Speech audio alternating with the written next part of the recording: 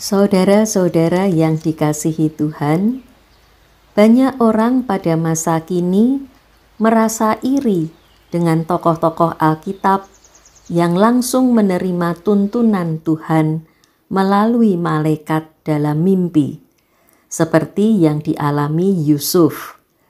Sampai 3 kali Yusuf dijumpai oleh malaikat Tuhan dalam mimpi. Yang pertama, saat Yusuf mempertimbangkan akan menceraikan Maria secara diam-diam karena Maria hamil sebelum mereka hidup sebagai suami istri. Malaikat berkata, "Yusuf, anak Daud, janganlah engkau takut mengambil Maria sebagai istrimu, sebab anak yang di dalam kandungannya adalah dari Roh Kudus. Ia akan melahirkan anak laki-laki, dan engkau akan menamakan dia Yesus, karena dialah yang akan menyelamatkan umatnya dari dosa mereka." Matius 1 ayat 20 dan 21.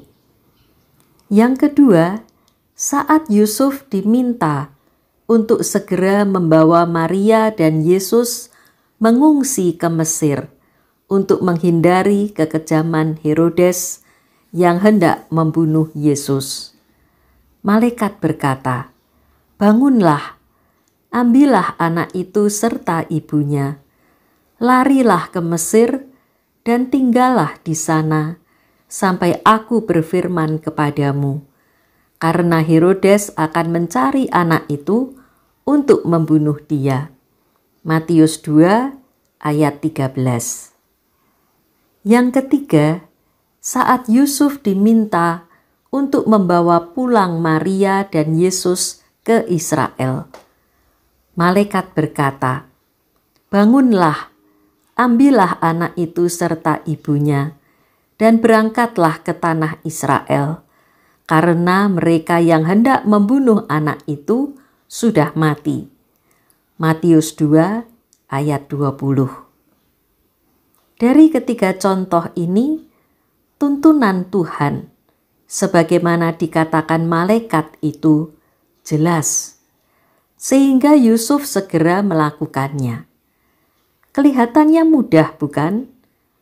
Maka banyak orang pada masa kini merasa iri mengapa malaikat tidak lagi datang dalam mimpi untuk memberi petunjuk dan tuntunan sejelas itu untuk semua persoalan yang dihadapi dan keputusan yang harus diambil. Saudara-saudara yang dikasihi Tuhan, memang benar pada masa kini Tuhan sudah sangat jarang atau bahkan hampir tidak pernah lagi mengirim malaikat dalam mimpi.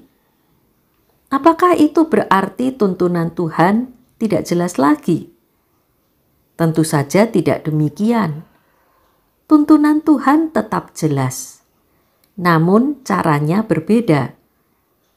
Tuhan memberikan hikmat dan kemampuan kepada kita untuk menimbang. Tuhan bersabda melalui firman-Nya. Tuhan memberikan petunjuk melalui pengalaman kita sehari-hari.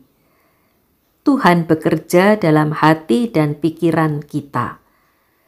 Semua itu secara bersama-sama memampukan kita untuk mendengar dan mengerti tuntunan Tuhan dalam hidup kita. Seringkali tuntunan itu jelas, sama jelasnya dengan kata-kata malaikat kepada Yusuf. Namun kadang tuntunan Tuhan terasa belum jelas karena kita masih lebih banyak mendengar keinginan kita sendiri dan belum mau menerima tuntunan Tuhan yang berbeda dari keinginan kita. Atau tuntunan Tuhan masih merupakan proses yang belum selesai, bahkan masih panjang dan lama, sehingga kita yang biasa hidup secara instan dan cepat merasa tidak sabar menanti.